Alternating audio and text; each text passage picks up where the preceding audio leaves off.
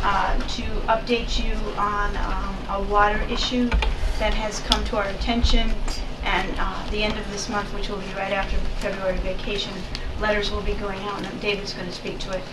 Letters will be going out to the home, and so I wanted to take the advantage of you all being here to update you on what will be transpiring, give you have David explain to you what has happened, and so that if you have parents or community members asking, you'll know. So David. Okay, thank you. I'm going to give you a letter that was addressed to you from a gentleman who was doing some work for us on the water system. Just explaining to you what happened, and basically I'll surmise it very quickly. There was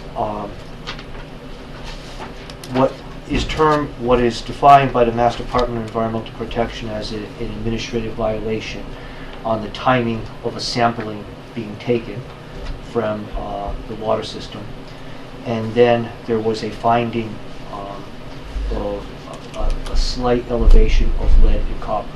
So what schools are we talking about? This is the Granby Junior Senior High School. Thank you. This is the Granby Junior Senior High School. He makes it very clear in his letter that there is no need for alarm. It is an elevation. We have to notify the public. It's all explained in here. There's going to be a course of action that we are going to take, that we are prepared to do this week. And it explains it here quite well. I will give these to each of you. And the reason I'm mentioning it tonight is because moving ahead, we may have to do some things to the water system. We don't know what yet, but this is something that's going to go on for several months, maybe a few years. We don't know all the ramifications yet, but there might be some work that needs to get done at some point. The department will continue to monitor it. In my former district, the same thing happened, and one of the things that we had to do, for example, would be daily flushing of the system, to flush out the system right in the morning to ensure that the water is when the water is used, it's cleared out, so that any particles or any impurities are no longer in the system when our children and our staff are using the water. My conversations with David is that used to be done years ago and seem to have stopped, so that's something we'll have to start up again. And then DEP will come back and they'll tell us, and for example, the packet of information, it's not something we designed. They will tell us the letter that needs to go out, they will tell us the frequency, the posting, and we will be very compliant. And Mike Blaine, who is our consultant, has been working very closely with us, and we'll make sure it gets all done. A posting will go out on the website, letters will go out to the family, both letters. It'll be a back-to-back, so that we're not hitting parents with one letter and then a second letter. It'll be back-to-back, one that says that administratively there was a misstep, and then that we found a slight elevation, and that steps are being taken to ensure that elevation is being taken care of. Okay, so years back, and it's before the current sitting school committee. Yep. But I was on it. It was a best practice to flush the systems throughout the schools every morning. So I want to know, why did that stop? If anyone knows. That's what I'm looking into right now. That's one of the questions that I had asked. Did we have that practice? I think one of the reasons was that that may have stopped was that one of the requirements for the testing has been that you can't do that flushing. The testing that has to be done on a daily basis. Am I correct? When you do your testing, you have to draw raw water, and the DEP sets a standard as to, how long the water has to sit stagnant in the pipe. For every test, they have very strict protocols. For every schedule. Well, when you say a scheduled test, they'll give you a window of time. They'll say they'll say between March 5th and March 20th you have to do a test. So you pick a day in between there, and the water, someone has to come into the building, someone who's properly credentialed, and draw the water first thing before people are coming into the building and using the facilities. I think another reason why that practice could have fallen out, Mike, is because when these incidents happen, the DEP has, like I said, this goes on for months, maybe even a few years, and there's a window of time where they're closely monitoring it, and they give you very prescriptive things you need to do. My suspicion is that the Granby Public Schools met the requirements the last time, fulfilled the standards, and whatever was prescribed at that point was no longer required. And that's maybe why it happened. Yeah. Okay. So I can imagine that it might have stopped because it was, no longer required. But one of the things that we had agreed upon is that because of our well is located out by 202, and we're in a salt and sand zone, that we wanted the continued flushing. So I'm just bringing that up. I'm not blaming you, David. No. This is not you at all, or anyone sitting at this table. But there was a reason for that practice, and to my knowledge, it was supposed to continue. And so we're getting this on for the high school, but how about East Meadow? The other schools so far tested fine. Okay. So it's just this high school, and it'll be monitored now, and closely monitored. So that is one good thing that will DEP and the schools That's will the be same monitoring. well, right, for both? Correct. Correct. So why, Well, I was going to say, I think our coolers are different. Our water coolers, aren't they different, David? I'm trying to remember the whole. Well, yeah, there's been, obviously there's different plumbing in each building. There's different types. It's lead and copper, Yeah. Jim, so it's not only coming from the well, it can come from the piping as well, so. very old piping in the building? And I think in this school, they had to do something with I think they narrowed it down to coolers and, our water coolers and the bubblers and stuff. From my experience, as I said, I've had experience with this in my former district. It wasn't really from any well as much as it was coming from the pipes within the school. So, and we literally had, we were worse.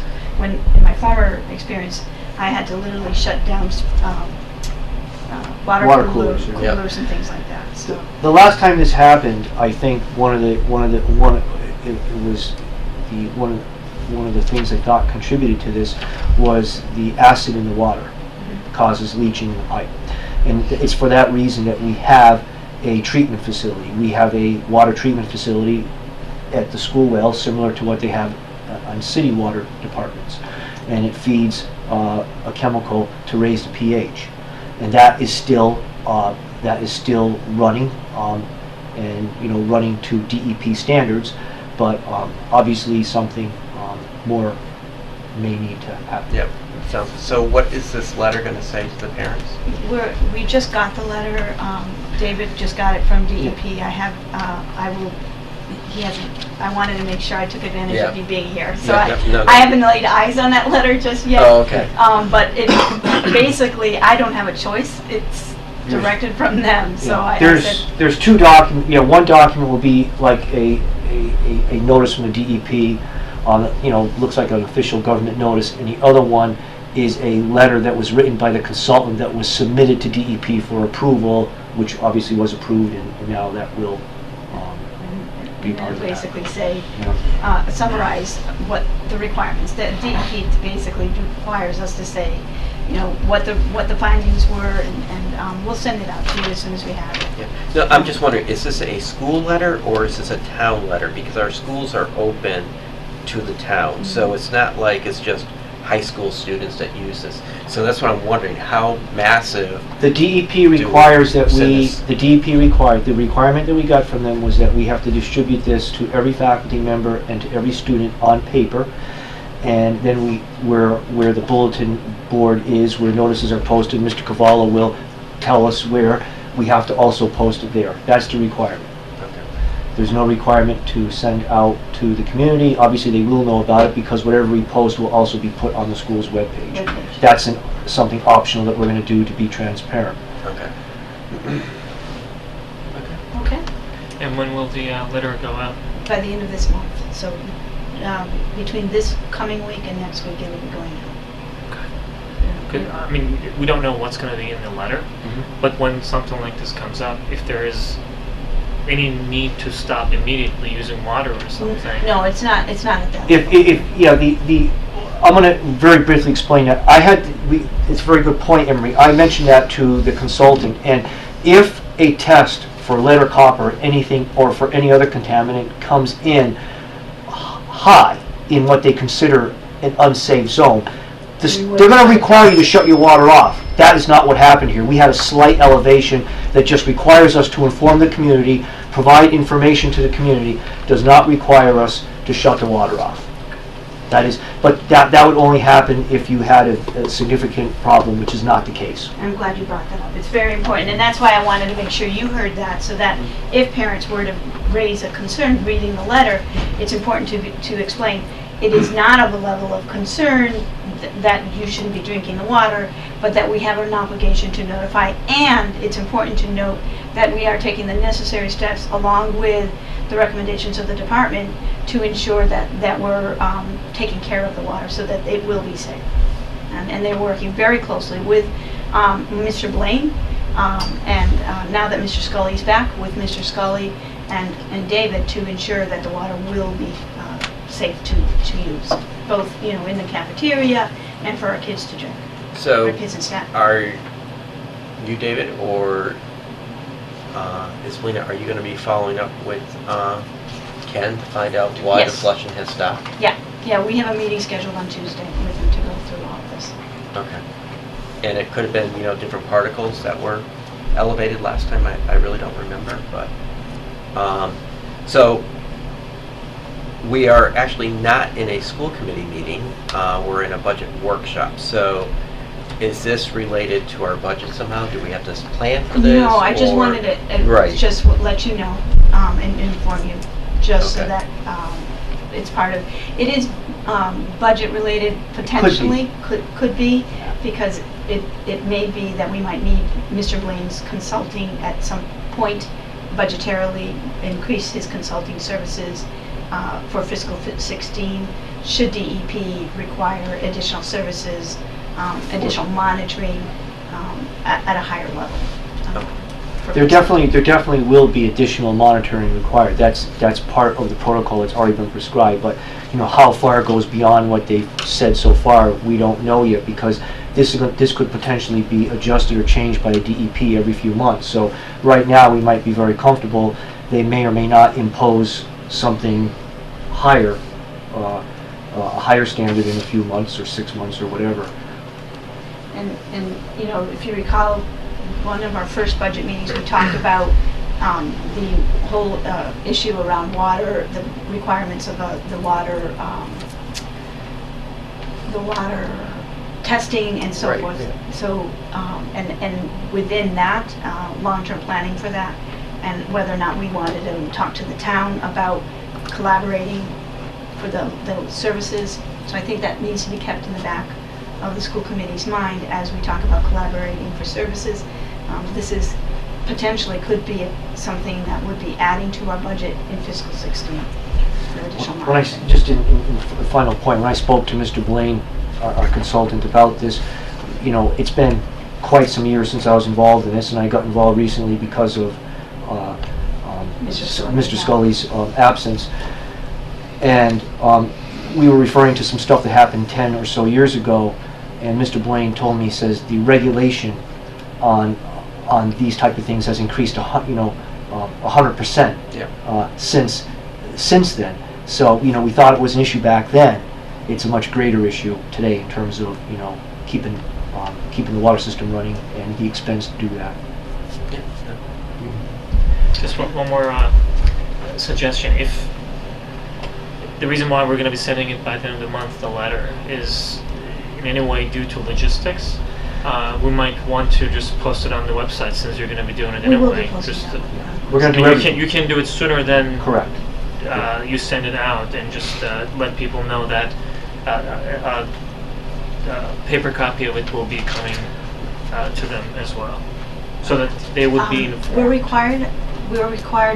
We have to follow how DEP, we're required to do it. And if there are requirements, I completely understand. I actually get very concerned when there's something that talks about lead and copper and this and that, and the wording here, even though it's not related to our situation, apparently it is always alarming to me. No, Yeah. I know. So I'm just, if we need to do anything sooner than later, I'd rather. Actually- Me too, actually, we are doing it sooner. Yeah. We have actually a whole year, I think. No, well, One we part. have a month. We have a month on one part and a year on another Yeah, part. so- And we're doing it all early, just because I felt that it was important that we not separate the two and just notify everybody. And the fact that the DEP has given us such a big window, obviously it's not a dangerous situation. Okay. Because, like, again, if it escalated, they would tell us we have to do something today. Yeah. And that's definitely not the case. So, Thank you. how often is our water tested? Because, I know we're probably using an outside source to test the water, but, we also sent and paid for Ken Scully to do our water testing on a regular basis. Actually, he does So- not know. He doesn't do the water testing. Ken Scully does the water sampling. Water testing has to be done by a DEP certified laboratory with their chemists and biologists employed there.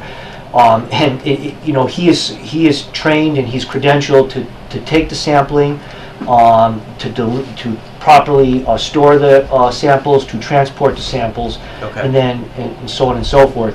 The frequency it's ongoing. There's constantly water samples being taken.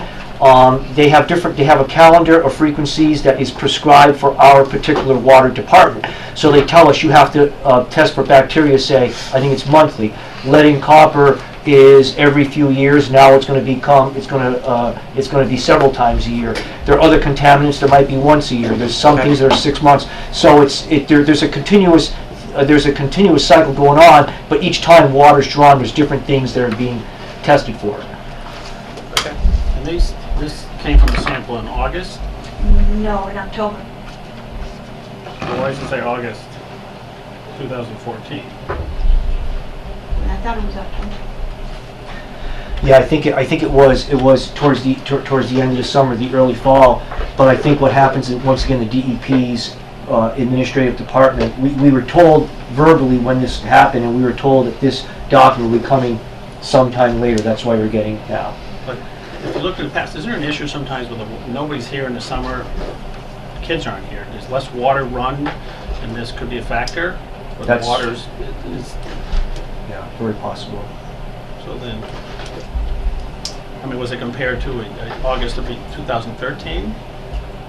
Well, there was no. Records, right? Yeah, obviously there was no there was no incident in August 2013. So obviously it was elevated this time compared to August 2013, or you would have heard about it a year ago. Just so, maybe I missed it, so August, and nothing was reported to December? What happened, what do they mean by that? Logistically, they give you a window of time to draw a sample. The sample is drawn, and then the sample goes to the lab, and then the results are reported to the DEP. What happened in this time was, when the sample was drawn,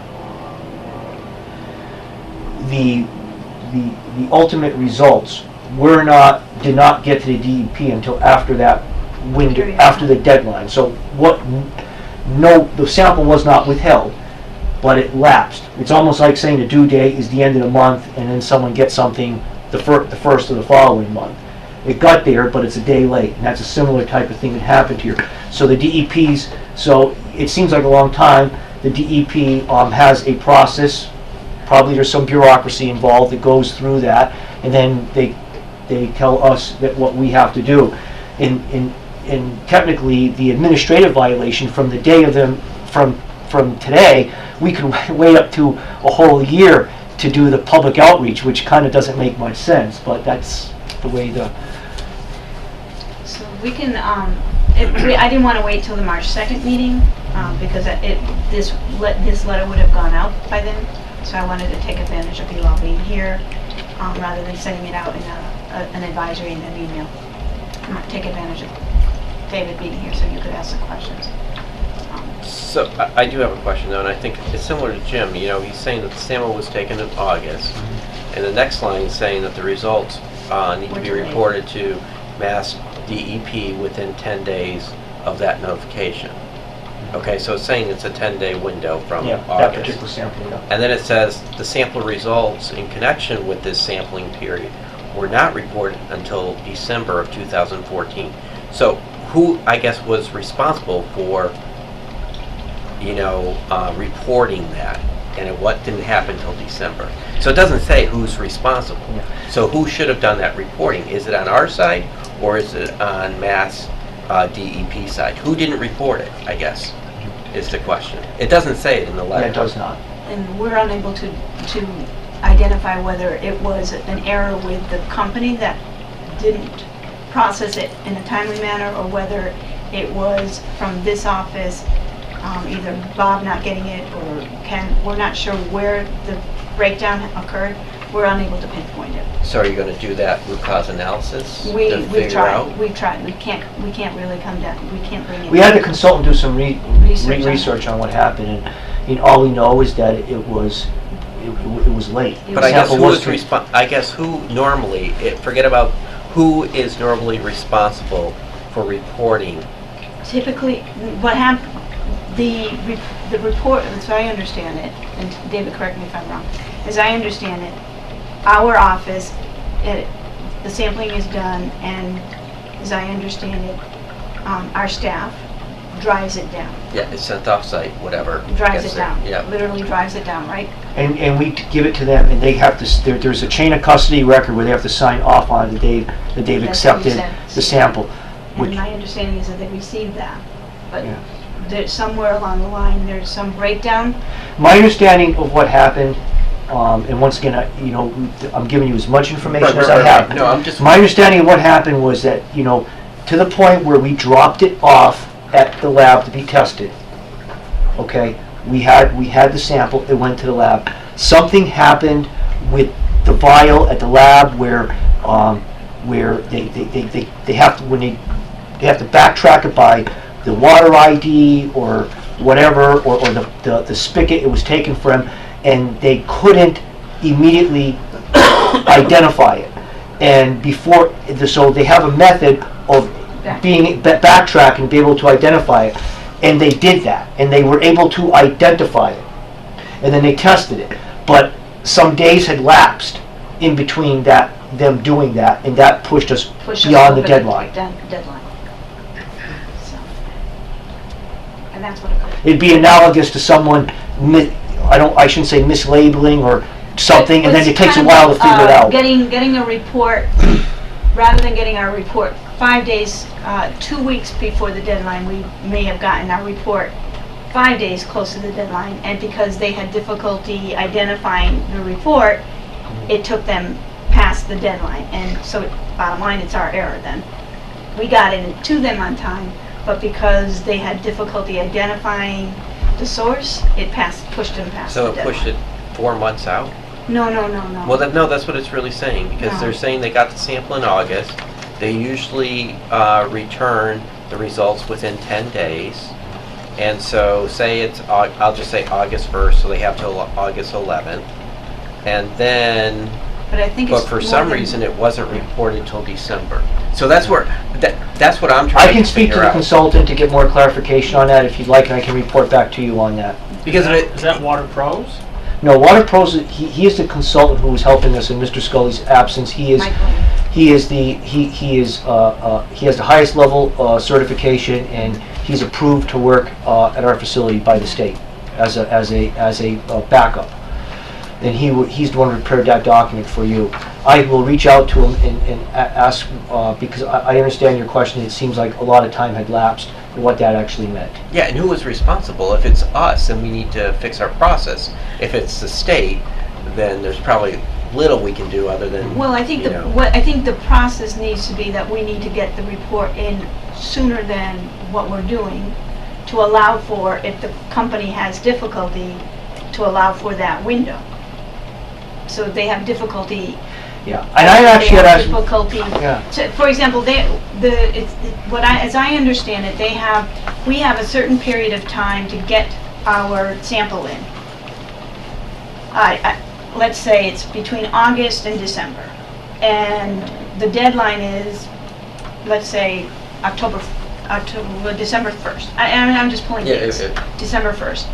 And we may have gotten our sample in because of the situation. We may have gotten our sample in 10 days shy of that December 1st date. And as a result, then the company had difficulty identifying one of those samples. And normally, and maybe it does take them, and maybe it did take them a couple of months to figure that out because they had to do a backtrack. And as a result, it pushed them over our deadline. So normally, we would not be so close to the deadline, but we were close to it. So what we will need to do is to ensure that we get our samples well within the window of that deadline so that if there is any kind of problem, that it allows for the company to do whatever research they need to do so that we're not past that deadline. And that's what needs to occur, and those are the conversations that need to happen with Mr. Scully. I did on one occasion speak to the lab, and I said, if this same exact thing happened, but one thing was different, let's say it happened at the very beginning of that window, Right. would that have prevented the administrative? And he said probably. It probably would have prevented it. Now, some people might argue, well, then you always want to do it on the first day, whether of the window, and that might be a good goal. Sometimes it's possible, sometimes it's not. We have plumbing issues here where pipes are breaking and stuff like that. So if a pipe breaks and they have to do plumbing work, that might require flushing of the system. Well, you can't do this type of test right after. So the pipe breaks at the beginning of the window, or we have a plumber in here doing some work. You can't draw the water for the test at the beginning. You have to wait up here, you know what I'm saying? So there are other things that are beyond our control that somebody's forced us to the latter part of that window. I'm not saying that happened this time, but I'm just saying moving forward, that's something you have to... Yeah, so I'm just wondering if it's common for us to always have this test in August before school starts, because I remember a couple of years back, it was there was some sort of testing that was put in place, and we couldn't have the staff on site. So if this is a practice that we always do this in August, and then I think we should have that process down pretty well, that if it's going to happen every August because school opens late August and September, we should know the window. Now that all. Mr. Scully is back, Yep. unfortunately, Mr. Scully came back in the midst of snowstorms, so I've not had a chance to sit down with him. But both David and I and Mr. Blaine will be sitting down with Mr. Scully next week on school vacation, and we'll be going through this, and we'll have those conversations with him. Yeah, so that's what I'd like to know is if August we always do this, is it, who's responsible for that sample result? So, and my purpose, and I didn't mean for this to take a whole chunk of tonight. I understand. My purpose really was twofold. Just to inform you, a letter's coming out, something's going up on the website, so if parents talk to you, and also just to kind of put in the back of your head, this might be something that we talked about it way at the beginning, about potentially some additional cost and or a shared service of picking it up with the town for next year or fiscal year 16. So Just final clarification, not to Sure. be a little bit in. They're talking about it being late or something. yeah, They still used the water samples in August, which showed it was higher in lead. yeah. So if they knew that in August, how come they're saying that's what we didn't find out about till now, that there was higher in lead, even though those samples that were late, whatever, were still tested Yep. and were high in lead? Yep. We didn't find out about it until now. Yeah. And that's what I'm trying to figure out, Jim, is who's Yeah. responsible. We were not notified until now. I don't know if Mr. Scully was notified. He went out on leave, on medical leave. I don't know if he received any notification, but the formal notification, as I understand, they've notified DEP. DEP then notifies us through a formal So notification. some of the questions that we got in the past, and I know we didn't want to spend a lot of time, but when it's a water issue, it does raise red flags, Sure. in the community. Yep. And not just for our students, but it should for the teachers and everyone else. Some of the questions we get is, how does this affect our lunch program? Absolutely. Because we use the water. Absolutely. And does it affect any of the preparation? Is there any boiling going on? Does there need to be boiling going around and stuff like that? So I know we're saying it was, a minor elevation, but we need to have answers if we do get questioned. And maybe it's... David, if you want to answer that, and then if I feel I need to fill it in, but what are we doing already to ensure that the water is safe?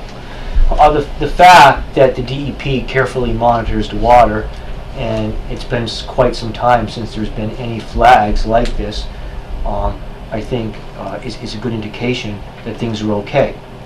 When you talk about boiling water is a practice for like a bacteria issue. Mm-hmm. This is not a bacteria issue. Right. Okay, the water is tested for bacteria at all the schools, and that is the drinking water. I don't think I think it's been quite some years since we had that issue.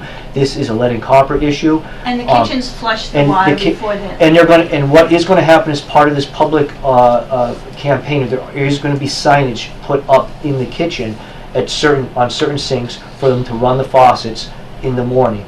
Okay, that's one of the educational practices that will happen as part of this. There are some signs that we've been giving that just has a blurb on it, run the water for a minute or something like that. Right. And I do know that with the kitchen, and I will double check with Ken when I talk to him, but I believe with the kitchen, they were already running that water before they were Okay. using the kitchens. But I guess my point is, that when people hear of a water Sure. issue, they might not read the details or whatever. It's just they hear a water issue Sure. at the high school or whatever.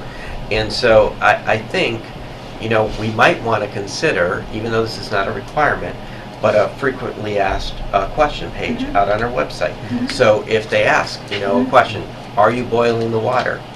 No, we don't need to because of A, B, and C. Mhm. Are we flushing the sinks in the Good idea. cafeteria? Yep. Yes, we do this. It's a common practice here, Yep. or whatever. So, Good idea. to me, those are the types of questions people will be asking. Mhm. Okay. And then, the first question will be, is the water safe? And of course, And I drink a lot of water every I know day, you and do. I eat lunch Well, that almost every doesn't day help here. us. So, and I'm a very picky, and I'm a very Oh, and I'm a very picky person. So, but no, I seriously. You're also very thin. I do eat the school lunch every day. I drink Yeah. several cups of coffee made with our water every day on campus, and so. Speaking of That's coffee, all I good. made some coffee for the break one second. okay, but no, those are the types of questions we got in the past. So, Thank Yeah, you. that's a good point, and you made note of that, and we'll. Yep, I will. I'm going to We'll reach work out on to that. our consultant, and if I have to reach out to him a couple times, We'll we get gladly that will. up, but it'll be, you will see something by the end of the month the latest, but it's our goal to get it done. thank you. You're welcome. Thank you. Okay, thanks, David. Thank you. Thank you. Stay. I've asked, and Andy's coming, he's just running a little bit late. So we've got Dave pinch hitting alone until he comes. Yep, So I've asked him to, let me hang. just a reminder, I just put up here what you asked us to some clarity on, and what I said that the next things that we'd be covering would be the comparable data. I've asked Andy to talk about tonight, to just give you an update on the FY15 budget, and just to give a clean update on the FY16, because the last meeting we had, it was more verbal, so he had some written information, so you're on. Okay. There's Let's coffee for anybody start who with wants the, it. FY15 budget, our present budget. I mean, nothing has changed since last Wednesday night, other than the fact that we received notification that the governor is going to be making some 9 seat cuts in mid-year, specifically the areas that could impact us, potentially could impact us. At this point, we have no idea what this means to the Granby School District, but they are the kindergarten revolving, or not, the kindergarten grant Yep. and circuit breaker.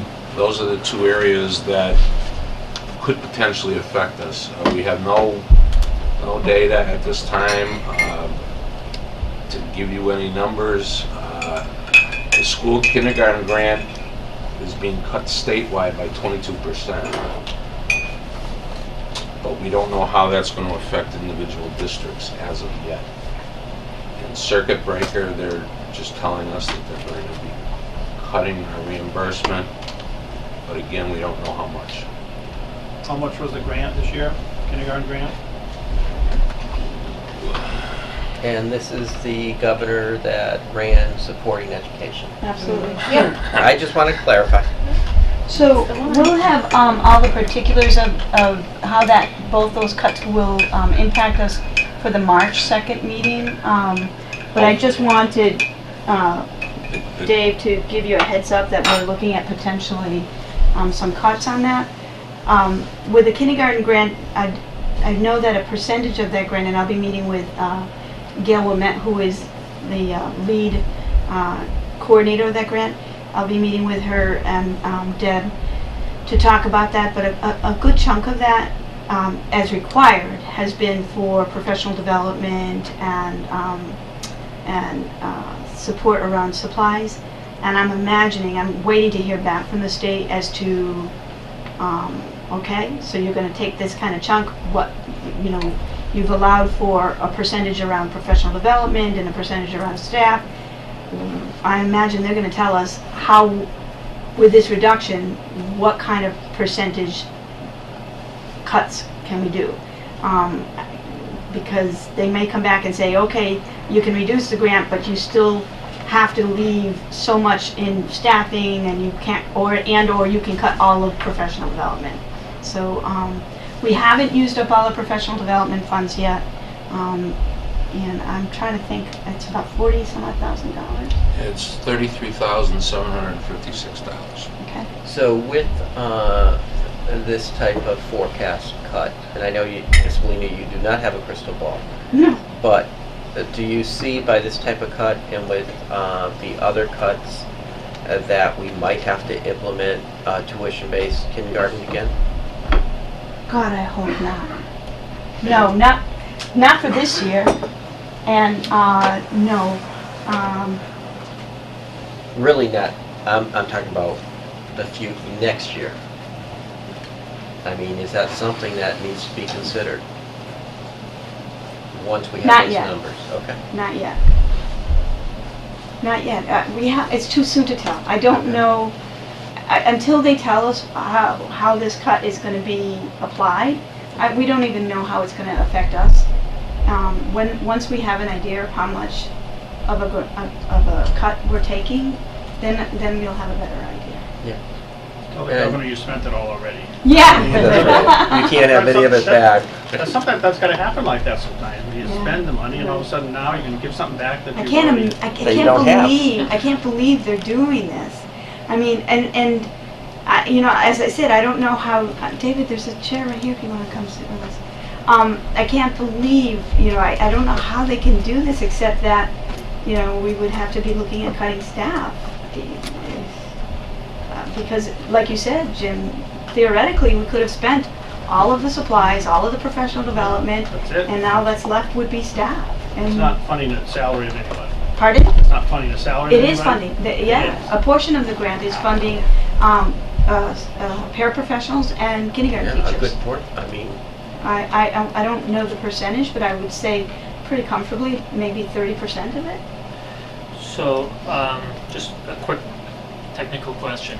An approved budget, approved by the legislative bodies, can the governor all by himself cut? It's 9 C cuts, yeah, because he's it's trying not to the balance first- the And it's budget. not the first time. And it's not the first time. It is not the first time. What was it, about 3 years ago? 4 years ago? How long ago? 2 years ago. 2 years ago. Yeah. We had 9 C cuts, and they were pretty significant. And Governor Patrick actually had some 9C cuts in October, Yeah, that we didn't, but it didn't affect it us, didn't so affect us. but he did implement some. Yeah. So, So the circuit breaker cuts could hurt too. the circuit breaker cuts could hurt us too, yeah. So when are we Except- gonna find out? Well, the last email that we got from Mitchell, the commissioner, says that he's working with his staff to determine how to parcel it out. So I would imagine, that just like us, they've been shutting down as well. So I'm sure that, we'll hear very soon. But, so we'll definitely, I can't imagine that we won't have a better idea by our March 2nd meeting. So. But I can tell you one of the things with the kindergarten grant, that my hope is, and that's our focus coming back this week was tonight's meeting. But next week, Andy and Dave and I will be looking at over the next several days ways in which we can look at shifting some of the expenditures into like Title I. For example, we have Title I saving allocations in Title I around professional development, around supplies that have yet to be expended, that have been earmarked that I can say, well, we won't do that. We'll pick that up because West Street is a Title I school. And so if we need to, we'll pick up some of those expenditures and we'll try to shift and move as much as we can in other grants that haven't been cut to soften this as much as possible. So we'll between now and March 2nd, we'll try our best to get to try to make this as soft of a landing as possible. So just wanted to give you a heads up. And the other thing with regards to fiscal year 15, we talked today and tonight about a spending freeze. Yes. For the remainder of this year, at least for the immediate. What does that mean? It means no purchase orders, no, Without my approval. yeah, without it being necessary. So let me ask it this way: outside of what is already in the budget, as far as expenditure, what would be included Very in? little. Yeah. Very little. But Not much, because salaries are the. Right. the So big the chunk. impact of that, the spending freeze, should be minimal, if anything. But it tends to. But hopefully it'll save some dollars here, which. In the past, when I've done it, I didn't do it. I tried not to do it, to be honest with you, Emery, the past couple of years because this district seemed to have had a history of doing that automatically around February or so, to just automatically go into a spending freeze, because it does tend to save a couple of thousand, $5,000, $6,000, $7,000, $10,000, and but it just affects the morale of the district. So what I started doing the last couple of years is I just said to the administrative team, let's be prudent, let's be careful, but let's not communicate that there's a spending freeze, so that we're not affecting morale. But this year we're now with the 9C cut, right at this moment, I think we need to be able to say we really have to stop and do things like remind folks, and I haven't even had a chance to have a conversation with the administrative team, but remind folks, turn off your computers, turn off the lights. We really need to do things to start saving money. So, this kind of goes back to my question that I had at our last meeting last week, and about how solid of that deficit number do we have, where, to me, the deficit number that was sent out last week really isn't a solid number based on these cuts. So, not that anyone could have predicted this, but, it does go back to that conversation that, how can we go forward and ask for a certain amount of money, not knowing what the next 2, 3, 4 months will bring. That brings us to you're done with the 15? Yep.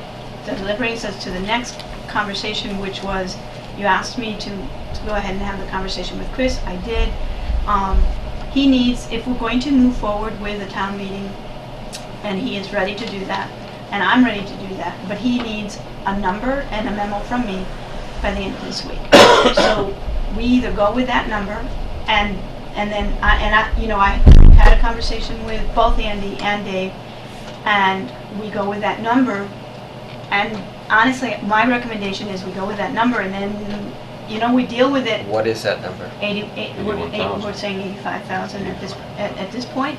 We go with that number, and if we are at a different number in March or April or May, then you go to town meeting at that time, based on what's happening at that time. But I would not lose our opportunity to go to a March meeting and ask for 85,000 when we know we need 85,000.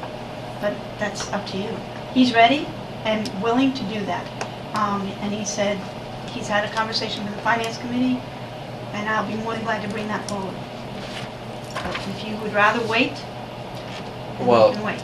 we're in, this is where I am a little hesitant about going to the school committee members and saying, what do you think, how do you want to vote, or whatever, because we're not in a school committee meeting. Right. We are in a budget workshop. Right, and you So- did authorize me, and I'm moving forward. Okay. So I'm gonna move forward. And he needs it by Tuesday, so we're moving forward. I mean, by Friday, and he's moving forward, and then he's gonna set it up on Tuesday. Okay, so you're really not looking for the school committee members at No. this point to I'm just letting you know, you authorized me to do that, we're doing it, and it's gonna move that quickly. Okay. All right. I hear you, but honestly, I think that you made a wise decision to move forward. And Yep. we're comfortable with this. But putting this freeze on certain things, isn't that gonna possibly lower the deficit? Possibly. No, it's just not gonna increase the deficit. But it could lower. Not, I would say probably not with these cuts coming down the road. Possible cuts Well, coming. I mean, how much are we gonna save in this freeze? What's, if we had to guess, what would be the maximum amount? Maybe $10,000. Maybe $10,000. And so do you think, what's the reality of us getting hit between these two, whether it's the kindergarten or the other grant, $10,000? Is that a realistic number? Is it? Absolutely. Oh, yeah. Just some quick math on the circuit breaker. What do we have, about 260 that we're getting? Just ballpark, that could be off. Yeah, 280,000. 280,000, and that's at the 72% rate. Right. So if the circuit breaker reimbursement goes down 10% to 62%, we've lost $28,000. Yeah, right there. Right there. Now, that's not a expenditure problem because of how we're using that grant. We're targeting that entire grant towards out-of-district tuition. Right. But we'll have to make up that money from someplace Somewhere, else. yeah, it's gone. And the circuit breaker in our careers has gone as low as Oh, gosh. 45%? 40% But I can't it didn't start at imagine- 72. I mean, Yeah, I can't imagine that it would go that low, given that folks have planned their budget Yeah. with that amount of money for but this year. if it goes down to even 5%. I was gonna say, if you Yeah. That's 5%. $14,000, which is probably, in the neighborhood of what we might make in Right. spending freeze. So, I- I think, you're saying we don't want to put on a spending freeze and then show up with a lot of extra cash at the end of the year. You're in February right now. The conversation we had was, we're at this point, what historically has happened, you know this, Jim, and you know this, Emily. I mean, from this point forward, we continually monitor our budget. And then, come mid-March, end of March, Andy and Dave will have a much better handle of where we stand in fiscal 15. Right now, there's been a lot of projections in the budget. Some of these projections may be an overshoot, and by April 1st, Dave might have a better idea. Well, we projected in substitutes expenditures of, this amount, but in reality, because of all the snow days, we didn't need as many, and we're not going to be, we aren't, or whatever, it may not be, or maintenance or whatever. So it may be that our projections are above what we anticipated, and so from this point forward, we're going to be fine-tuning that number more and more and more. And by April, you'll have a better idea of where you're at, and at that point, then we'll know where we stand. As we keep getting closer to the end of the year, we will have a better handle. And again, these are all based on historical data. That's really the only, and what we know, and I do qualify that every time I say that in a school committee meeting, as of what we know that day.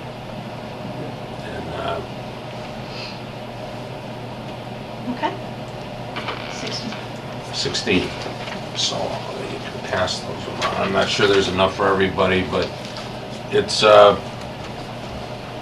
basically just shows you receive the expenditure part of that before with the higher numbers.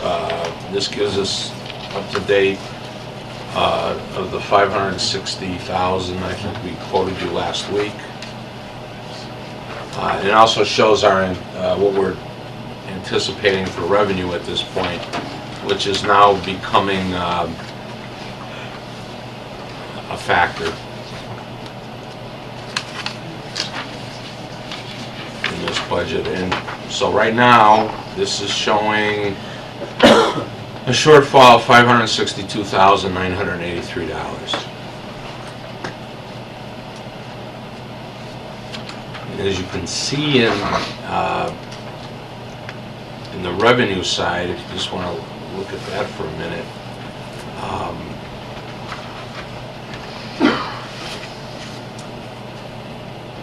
okay, I'm on the expenditures. We're increasing, we're projecting an increase in local aid in Chapter 70 money based on enrollment. And Andy is the one that determined that, I think, through his conversations with the Department of Ed. He can speak to that better than I can when he gets here. But circuit breaker, we're already reducing that from 72 to 65%. Just on a projection basis, considering knowing what's going on with the budget, that's probably likely to happen. In school choice, we've increased by $63,000 based on the enrollment as of October 1st of 2014. And that's the actual money we're going to get this year, and we're using it as the basis for FY16 revenue right now. And you can see the grants we've level funded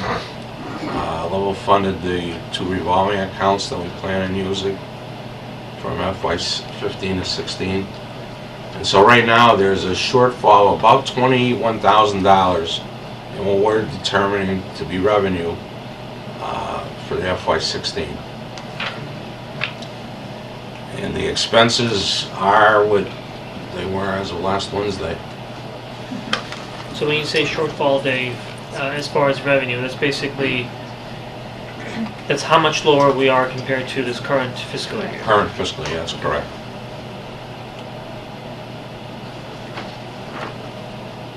So what is the, since we're looking at all these combined line items, what is the pure impact of current personnel configuration contractual increases?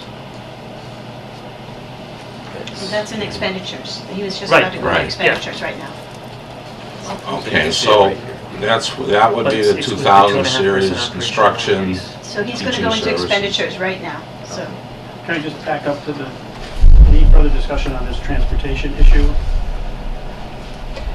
The new contract and then the money that we talked about, that are we still going to be able to keep that? Any other discussion been held on that? No, and I would like us, I'd like to have that conversation under impact when we talk about, okay? So right now in the instruction part of the budget, on the expense side, we're projecting $362,000 more in FY16 than FY15. That is primarily salaries. A good portion of that, the majority of that is in salaries. 386, right? 362. 362 is just that line item. 386 between right here at the end. Oh yeah, at the end, right. Yeah. Right. That's the total. That's Right. the total. But you had asked for teachers. Oh, that's where we are now? Okay, all Yeah. right, so I'm getting confused, we're going, Yeah. okay. All right, yes, I apologize. So that is, the entire amount is due to salary increases? The majority of that is. If you look at that description, Emery, it says it's principal's office, teaching services, and supplies and materials. So we can break that up for you for the March 2nd meeting. I think that might be helpful to them, Dave. If you can break that up, how much of it is salaries versus supplies? Yeah, we have it right Okay. here, yeah, sure, we can do that. All right. That would be great. I think that's important to By know. line item, yeah. Yeah. Just a total amount for salaries, Yep. a total amount for supplies. Yep. Would be helpful so that they, because I think, I would say it's over 80% is salaries. Oh, yeah. It's the majority of it. Yeah. I'm even gonna say it's 90%. One of the reasons why I'm asking is that when conversation starts and we present the budget, it almost comes back to us, almost always comes back to us saying that, okay, this whole thing is because we are paying and overpaying and just increasing salaries by these exorbitant percentages. I mean, I can guarantee you someone's going to say you increase salaries by 10% or more. So we know that that's not what's in the contract, one. Number two, it would be good to say this is the exact amount that is related to the salaries. Absolutely. And then, and a little later on, you asked for some comparability, and have Dave is going to stacks talk of it. to about a comparison, salary comparisons for districts in our area, and that'll show that we're not that far off. We're not that far off. So The that- in-kind expenses, that has not changed? Well, I haven't gotten that yet from Mr. Martins. Do you have any idea what? Don't have that yet. No idea. I always think it should be less, but. What are we expecting? The breakdown of, what is it that we're expecting from Chris? What is it that I expect? Yeah. The last year it was 1. Yeah, we're right now, for our projection purposes, we're level estimating, 1.7. yeah, 1,756,487. So hopefully he'll go lower, Are we doing our own? 132,000 lower. At least. You mean higher? Higher. Well, not Don't- to charge us, not to charge Oh, us, right. not to charge us. So, I have a question on this. So if I'm looking at the funding sources and, I mean, not sure, you know, one of the things that always confuses me is that they're in parentheses, so I always think negative numbers.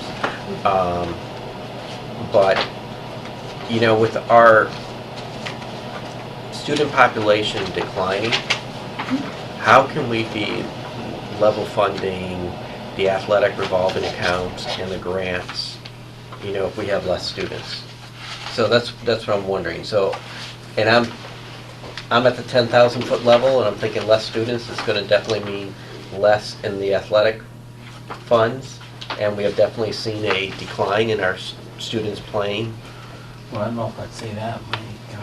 You know, I think we had 139 student athletes in the fall. I mean, I think our numbers are higher Okay. than they once been. I mean, our team. So granted, I know that we talked about our girls basketball program, but I think overall our numbers are, you know, are still there. Okay. So that's good to know. Yeah, yeah, very pleased. Yeah. You know, and we've increased the user fee as well to, you know, make up some of that. But I'm not sure where you're going, talking about cutting? No, I'm just wondering if we're going to, you know, we level funded these accounts, so are they really going to be lower than what we're projecting because we have less students in the school? Sure. Yeah. And less students. Yeah, we're basing that on the historical context over the last 3 to 5 years. Of what's we're not only taking in, but what we're using Right. to offset the budget. So, and I think there were other years that might have been higher, and so again, it's an average that we're doing. Okay. So again, this is just the beginning. I know. And it's something that we're going but- to have to keep on looking at. Yeah, no, I'm just wondering Yeah. if that's being taken into Yeah. account in these formulas, It like is something we have that less students or we have more students or whatever. Yeah, I have to tell you that as we fine tune, that's why it's so hard. Folks, the folks on the outside who don't really watch the intricate discussions think that we're kind of like changing numbers, but it's this kind of like constant revisiting, looking every single month, and as we kind of get numbers from the state, as we begin to look at, okay, what are we looking at for numbers, how many kids are we anticipating really now that we're looking at April, at the end of mid-April or so, that we're anticipating coming in, then we begin to fine tune that number, and does 50,000 or whatever the number, does that number look like a legitimate number? And that's typically when I go back to Andy and say, reduce that number, increase that number, based on the state number, we have 63% for circuit breaker, but based on what we're hearing from the state, that sounds good, or that doesn't sound good, decrease it, increase it. And that's why the number changes, but people don't necessarily understand that. They think we're playing a game, but it's because right now we're projecting. Yeah, this is all based on assumptions. I mean, they're legitimate, educated assumptions, again, based on historical data and what we know in terms of what either the state's told us or What we're practice. Yeah. No? So along the same lines, unless I'm misreading, and I'm with Mike, that sometimes all these negatives, positives, they get confused because of the different ways we use our notations. But is it the correct reading, as I'm looking at Chapter 70 money, that our revenue is estimated to go from $4.5 million, a little more than that, to $4.6 million? Right. And right next to it, it says based on declining enrollment. And even though our enrollment is declining, we're expecting that based on the formula, Yes. we're going to get an increase in our Yes. Chapter 70? Okay. The hold harmless? The hold harmless. almost, yeah. That's what Andy's assuming Yeah. that Okay. we'll be eligible for. And are they still talking about the $25? $25. So they always want to be able to increase Chapter 70. Right. And they never want to cut back. So some people in the formulas have gotten an undue advantage over time, and they're trying to smooth that out without having to take money away from districts that have theoretically gotten overpaid. So they always try and throw out a minimum that $25 per student Yep. as extra. And actually, we've had that for the past couple of years, actually. We got it last year. I think, if I remember correctly, we had it the last two. I think we got So it there the were last 2 increases years. before? Mhm. So a quick follow-up on that one. The work that is going on right now to change the foundation budget formula. The Chapter 7. Chapter 70. Is that going to have any impact on 16? Is there any indication of that, or should we not hold our breath on that one? I don't think it's going to impact 16. Okay. Given the fact that we're looking at issues within the economy, I don't think so. My understanding is that they're working on it and they're pushing hard. I don't think it's going to impact 16. It would be great, but I would not recommend that we plan our budget. No, I was just In- wondering in whether anticipation you of it. were hearing anything. No, I'm not we- hearing we that it didn't will. know. Okay. Thank you. And how is our required local contribution calculated? What's the formula there? That's a formula, that's a state formula. That's given to us by the Department of Ed. So That's they in Chapter just 7. tell us they have to give this amount? Yeah. Yes. And that is also going to, That's part of the data you're going to get You're gonna as get. well, Okay. comparing our foundation budget to everybody else's in the area. Okay. The override has not come up again. not yet, but since we last met, we've had lots of snow days and days that I haven't had a chance to talk to Chris too frequently. but no, it has not come up, Jim. I don't bring it up. So what we are seeing so far, given that this is the draft budget, we are losing some money, or our budget is Increasing. is actually, we're not getting enough revenue, let me put it that way, for Right. transportation. Correct. That's one line item which is very large, $132,000. We have another line item that is going up, that is $362,000 on the line that includes instruction, teaching services, supplies and materials. And then we have Right, that's a cost. another increase. Yeah, so that's a Right, cost that's a compared cost. to a revenue stream. Yeah. So the first number was a revenue stream that increased, but now you're mentioning. Well, actually, it cost. is, the way it is put here, the It's transportation. offset. Was, Yeah, Decrease, so it okay. is offset up there. okay. But what I'm trying to make sure that we all understand, well, if anyone watches, they also understand that out of district tuitions, 152,000 plus Yes, is another increase in our expenses absolutely. as projected next year. Right.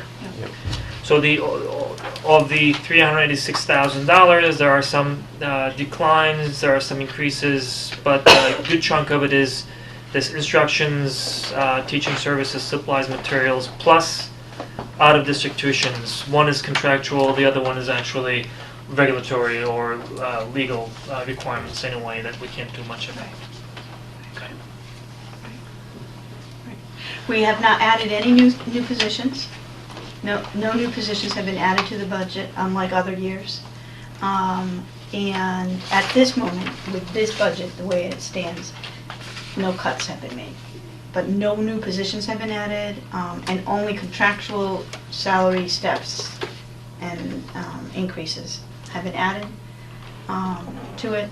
And you have clarified that very nicely. You know, it primarily is increases in special ed out of district and the contractual obligations. There was, when you presented the other day at the school committee meeting, there was an $80,000 That was for this fiscal. bucket. No, that was for FY Go 16. ahead. Retirement was my. Retirement I can't remember line. what else. So you had four Those were cuts. buckets. Those were proposed cuts, right? None of it is included here. Not yet, no. No. Okay. No. The retirement side, I did not get the impression that that was related to staff cuts. That was basically something that we're expecting based on retirements and, you know, folks who are not going to be here, It's a right? potential. Potentially. So when that, if and when that is finalized, we can actually include the $80,000. Not here. 80. It's not 80. It's a combination of cuts and retirements. I think we had 50. 50? 50, I think, Okay. was what we were So asking. some of it is natural attrition. That's where I'm trying. Yeah, How some- much of it some is going to be is natural that natural might be attrition. expected? We'll be able to give you Yeah. a much a clearer, solid number when Or if I take a step back, what I'm trying to do, there were some assumptions. You had 4 different items there. There were some very strong assumptions behind some that we still need to talk about probably. We absolutely need to talk about. But there were some that seem to be potentially naturally occurring. If they do, I was wondering if they were included. You're No, saying no. Yeah. none of those potential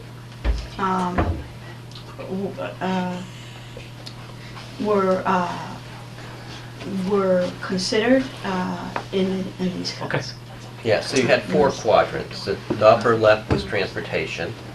The bottom left was natural attrition and reorganization. The upper right wasn't that actual staff cut. And then the bottom right, I'm trying to think which one that That one was was. also transportation That was related. transportation, Yeah, okay. and which, Contract, that was a contract Yeah. one. Yep. Okay, so, and, yeah, those were our 4 quadrants Right. of those cuts. Yep.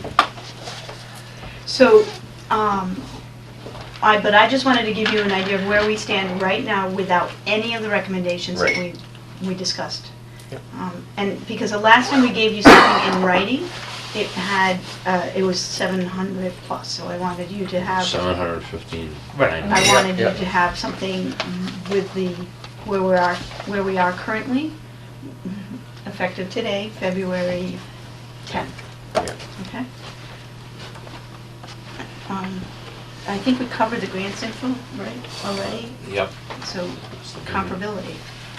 Okay. So just, what was the grant info? That we're looking at potential cuts in. Oh, okay, so. the For good FY news. 15, yeah. That sounds like good news. Starting with the water. I think that's why Andy didn't come. He wanted I to be think the he wanted, yeah. He said he would be 20 minutes late, this is far from, Yeah. it's more like my 20 minutes. I'm well aware of his 20 minutes. I have a lot of information to give you at your request that we put together. Primarily, we compared Granby in a number of areas with Belchertown, East Hampton, Hadley, Hatfield, Munson, Palmer, South Hadley, Southwick, Town, Granville Regional, and Ware. And the only reason we use Southwick is because on the DESI website, when you pull up Granby, they give you certain communities that they compare with automatically, and that's one of them. Southwick is very, very comparable to us here in a lot of ways. So I threw that in because it's local. So if you guys want to pass that, that pretty much, did you take one? I took one to make a copy of it, so you need to Oh, keep one. all right. You need to keep- May I have Oh, one? did I? No, actually, I didn't realize that, We're Is making it more one- copies pick for the one copy? admin team, Yeah. because I know that they'll be Thank you. interested in that. So yeah, this is primarily comparing per pupil expenditures, and it's over the last, well, 5 years. They only have data up through fiscal year 2013. So that's all we can use. It also compares average teacher salaries, and each sheet compares Granby to the first sheet to Belchertown, but also gives you the statewide averages as well. So each community is listed here. So if you can just point out some, where the student enrollment is so that they can see it. Yeah, well, the first column is pupils, FTE, gives you the number of pupils in Granby. That's, and then the next is Belchertown, Tom, and it since breaks you it have that, down Jen, can you put between yours in the total middle? budget, And you can look on it, Tom. simple divisible to get per pupil expenditure, and then it gives you the state average as well. Average teacher salaries, it gives you the number of teachers in our system, then the number of teachers in Belchertown. And Granby's the orange line.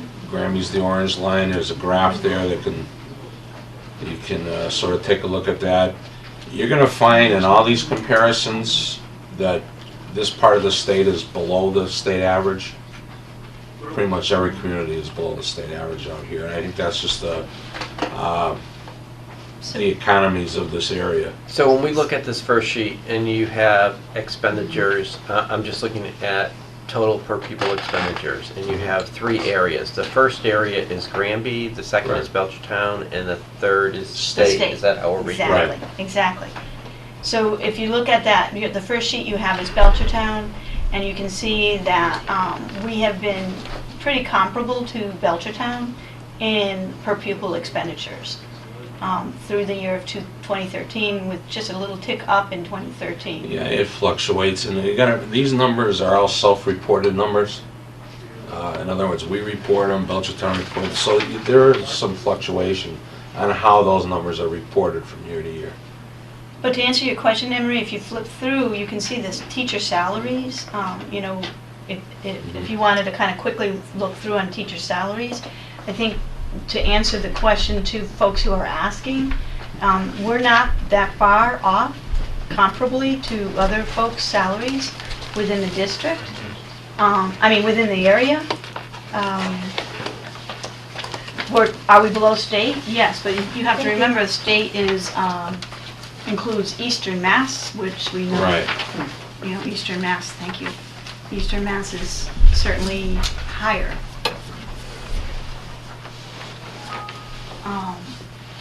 So we're below Belchtown. For not this, not. I think you'll find we're below all but 3 here. We're at Belchertown in fiscal 13. Yeah, comparable. We're comparable with Belchertown in fiscal 13. We're almost there within East Hampton. We're with Hadley. Here, Dave. I think, and I got one, I'm sorry. Okay. I was checking something. Almost, with Hadley. We're below Hatfield. No, we're above Hatfield. But I think it's important. I think it's important also to kind of look at number of students.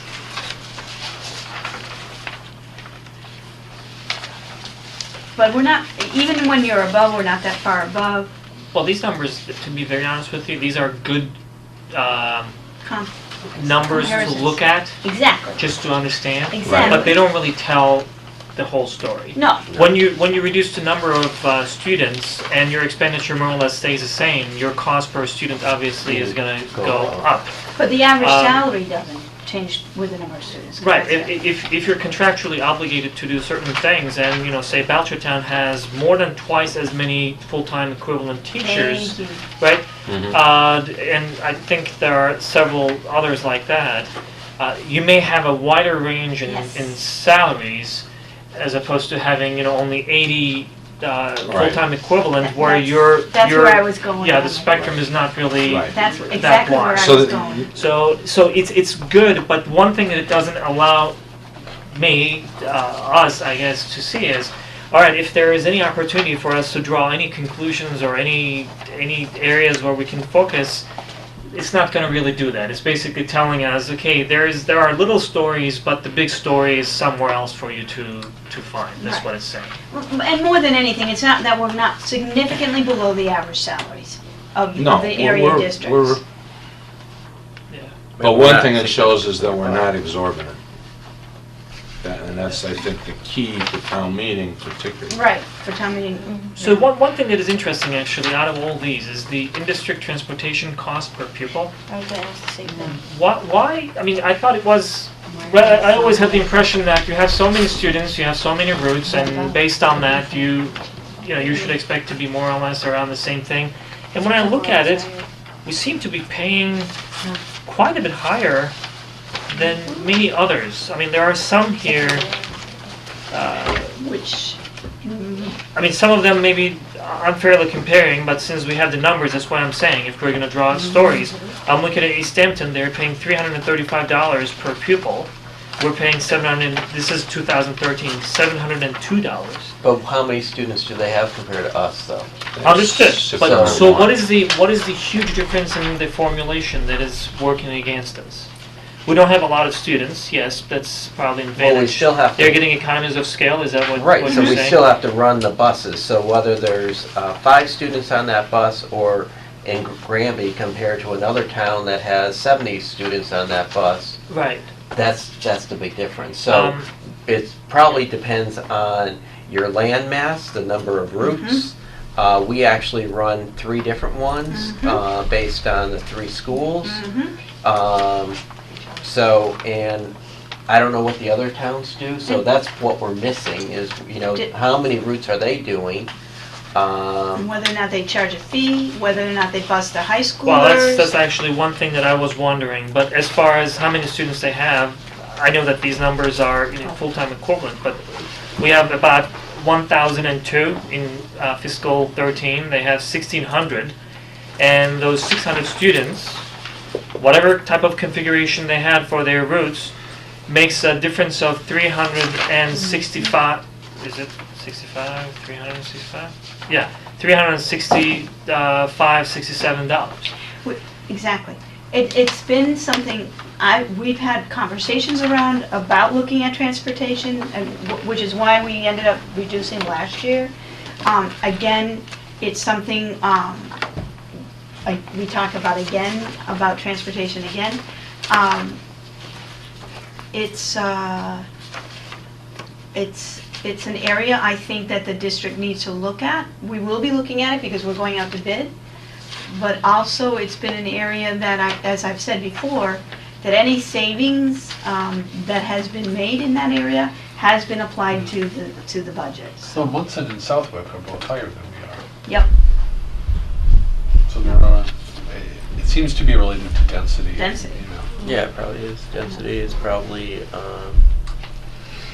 Well, and we've got, I mean, when we try to go down from 3 to 2 tiers last year, it was very difficult for us to do that, and it's one of the things that I think, speak of the devil. I think that it's one of the things that we will be trying to do. You have the hot seat right here. No, because we're talking about transportation. How did that include special ed too? In district would, In ours it does. I'm just curious what are the 5 years? It was 659 and 629 and down to 597. Where are you? 659 would not be, if it's 659, Jim, it wouldn't. Where are you looking? Anyone? No, The it Granby wouldn't line include under special ed. in-district It would include transportation. in-district special ed kids, but not children going out of district. But it's already figured out here, but it started in fiscal 9 at 659,000, then down to 629, then down to 597, and then it's jumping up. Yep. How's it jumping up when we have less kids? Each year we have less kids. Well, Gas? Why is because of the Gas? gas, yeah, there's a certain percentage And the last that, contract. we do have to pay a gas fee, right? Yep. There is in our contract, there is some sort of gas fee. And when we contracted, gas was around $4. Yeah, it was a higher rate. But it's certainly, we're going out to bid again. And so that's, and we are anticipating, and we folded it in to this year's budget, anticipated savings. We expect to spend approximately $500,000 $500,000, right? this year versus the 600 to 700 that we're anticipating. So that will drop down significantly for in-district transportation. But what I'd like the school committee to think about is whether we should even be looking at it in even different ways. There's some more data here. Do you want to talk about the foundation budget? And I just want you to spend just a few minutes to point out actual net school spending, and just so that they understand the net school spending a little bit. I can take that, yeah. The last two charts you're talking about? Yeah. Yeah. So what we have, the chart shows Granby, Belchertown State, the foundation budget, that's the minimum required for communities, and then what is actually spent by the district. So if you look and see the foundation budget per the state versus where Granby is versus Belchertown, you'll see that we're below the state when it comes to its actual net school spending. Could be looked at different ways. It could be that we're getting a bang for our buck. That would be the cost-effective way of looking at it, but also an argument would be made, that I would make, is that when you're looking at direct instructional services, we're not targeting our dollars, or they're not there, I would say, to be able to go towards your actual net school spending, which is the directing that you get credit for lack of a better phrase. And then the last one is the percent above or below required. So you have the dollars above, and then percent actual net school spending under, above or under. And this includes the 300 Correct. override. Yes. Yeah, I think that's what you'll see in there, that we spend more here than most communities.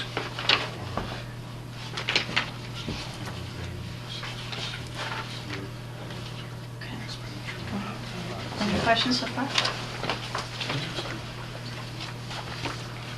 So this is, this was also part of this whole comparative process with the other communities. In this one I printed out, there's superintendent turnover rate, principal turnover rate, teacher turnover rate.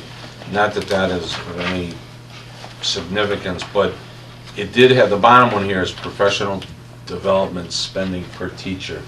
And we thought that was significant, and you'll see why when you go through. We're low. We're very low. No surprise there. You can find this information on the Department of Education website. Yeah, this is where all this came from, yeah. It needs to be queried. It's time consuming. And we also, I also have some information from the Department of Revenue, which shows all pertinent financial information, population, labor force, etc. I guess everything you wanted to know about Granby, but we're afraid to ask. And likewise, all the associated communities here that we're comparing have all the like information. Primarily, I did this looking for average tax bill for a comparison, and when I got this, I just printed the whole thing out. So there's a lot of information here. And again, if you want to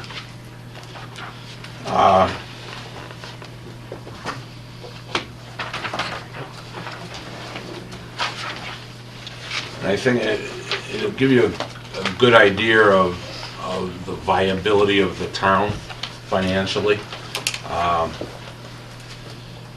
And along with this last report, which is all the towns compared over the last 5 years in terms of their total budget, their free cash, their stabilization fund, and the percentage of those funds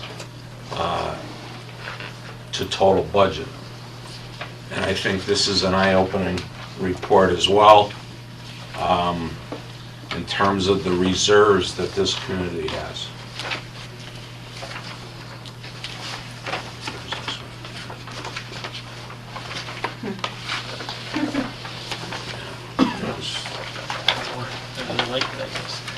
So, do you want to just call attention to it? Yeah, just looking at the stabilization is the key account here.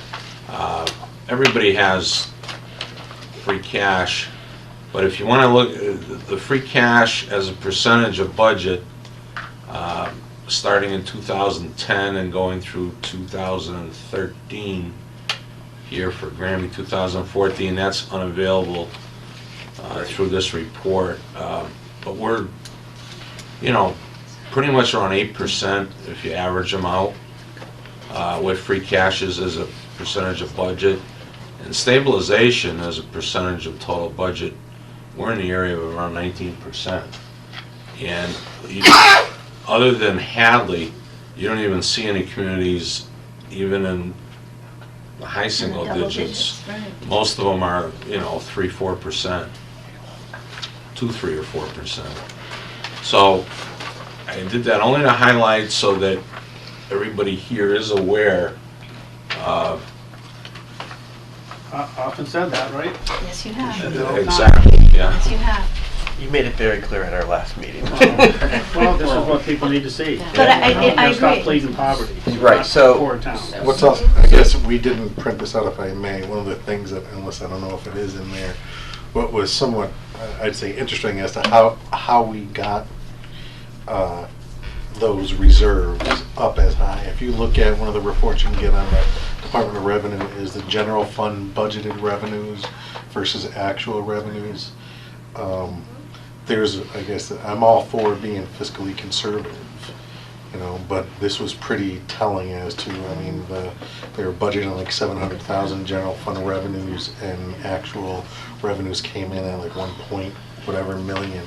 Now, a lot of that might have to do with some of the, David looked at from the whole landfill discussion, but the thing about it is that was, from my point of view, it was a known entity and known, whether it's in an enterprise fund or in the general fund, however it's categorized, it was the end result being, again, my opinion on it, that it was manufacturing these healthy free cash and stabilization levels. Right. Very healthy. And we recognize that there are several Yes. projects going on in the town that need to be addressed, including the building project. Right. And the Actually, sewage, so, Yeah. it's important, but I think it, as Jim said, it's important that it's understood neighboring districts where their free cash percentages are.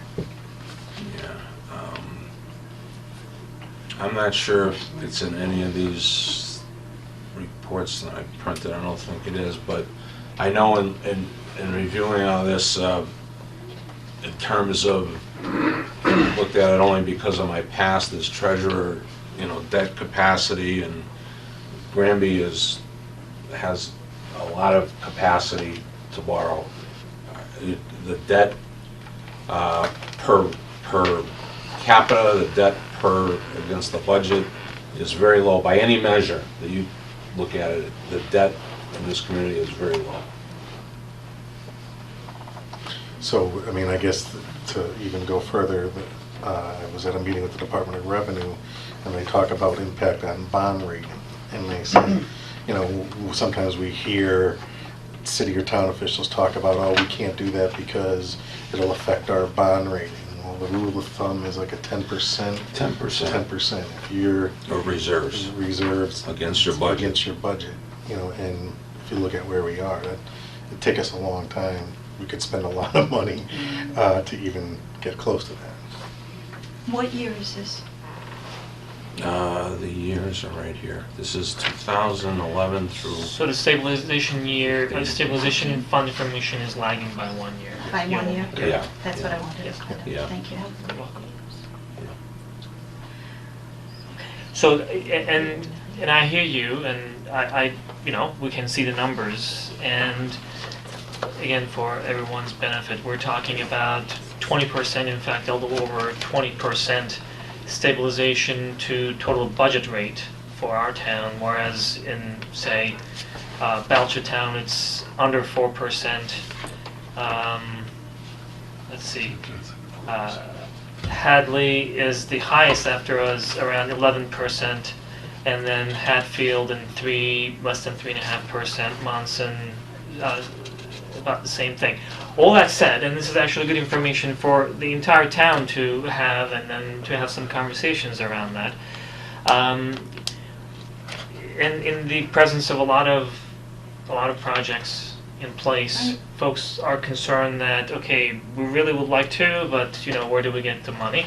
And the biggest revenue source in this town was the dump that's closed, and I don't think we did a great job explaining what the impact of that closure truly is. So there's a lot of trepidation around, okay, now that means we have no money at all. I don't know whether that's the case or not. But this also should not change the fact that we have to change the way we look at our school district, our school budget, other than just every year having these conversations, as we've been saying, and tactically respond to things that are happening. Find a better strategic approach to see how we want to reshape the curriculum, how we want to reshape the way we serve our students, our community. So maybe then we have that story that says, here is what we have for you, and to be able to have this, we're going to have to spend this much money, because otherwise when things get tactical, in the shuffle, sometimes there are some line items. Let's say you have a $10,000 that somebody says, "Oh, you know what? That $10,000 should not have been there," Right. and they're right. But that $10,000 argument kind of plays pretty poorly, badly. It stains the conversation that you have around the $11, $12 million budget. And you can't explain that. There is really nothing else in there that is hidden, but it's all based on the current known expenditure. Again, it is based on the known expenditure, but if we can look at our needs, our expenses, our revenue a little more strategically, we might be able to find a way to just tell that story and change the numbers, hopefully in a positive direction as well. But tell the story in a way that the community understands what we're trying to say. Right now, the whole budgeting process is very tactical. Things are happening around us, so there's a lot of knee-jerk reaction to a lot of things that are happening, and it's not helping our conversation with the community when it comes to explain why we need the amount of money that we need to be able to maintain the services that we have in the school system. We talked about, I mean, you just mentioned, turning certain things off. When you look at it, at the end of the day, if we did have a standard to turn certain things off at any time, regardless of whether we need to cut budget or not, that's good practice. So are we really following good practices, regardless of whether we are trying to get it to reflect on the budget? That is the type of relationship we need to establish or reestablish with the community, so they know that we have the community's best interest in mind when we come up with these figures, but also on the more important side, we have the students' best interest when we are coming up with these, and we're trying to balance those two sides. So probably it's going to be beyond whatever conversation we're going to have around this particular budget, FY16, because again, we need to react to certain information that is coming in. But the sooner, looking at my peers' direction, the sooner we get into that strategic conversation as to what we can do and involve all of you in that conversation to get your feedback. Because you know what can be done better than we do. You are in it. And then put together a cohesive plan, a strategic plan that just reflects our true needs and whether we're able to save some here, do certain things differently there, but something that we can collectively share with the town as our best strategic approach to all the struggles that we're having right now. But according to this one, we're $562,000, the budget we have here, difference. So, Yeah. if we say we're going to stick with this, and we present this, how can somebody look at us, finance committee, and tell us, sorry, we don't have the money, when we know the money is there? I'm not sure. Well, if you want Well, my opinion on that, How does a few people manage this bunch of money and have control over it and say, we don't have it, when it's not them to decide? It's the taxpayers at town meeting who have to make that decision. right? So I guess at the end of the day, I think that's the key. It's not that the money is not there. So the answer to your question would be nobody probably can tell us that there's no money there. But I think that the real conversation is whether or not what we are presenting to the town, as far as where we are spending the money and how we did certain things the way we did, whether that story resonates with the folks who will vote. You're absolutely correct. At the end of the day, it's a taxpayer that will vote for this budget. It's not really the conversation back and forth that we have, whether or not there is money in stabilization, whether there is free cash. We can see the numbers here. It's obvious. We can say, hey, here's the money. But how we want to spend it and whether or not our story resonates with the town and they really understand the value that we are presenting to them as a school district, that's going to be the key to that vote, basically. So, But the values simply have to be that we cannot keep cutting anymore. You can't keep cutting into the school system because it has an effect. It has an effect on everybody. I personally view it as has an effect on me, so that if I want to sell my house in 3 years and move somewhere else, I often say this, I want someone to move into my house who's going to come to school here. It's a 3-bedroom house. It's not for a retired couple. It's for someone who wants to come here and go to school. So that's my benefit. That's the long-term thing.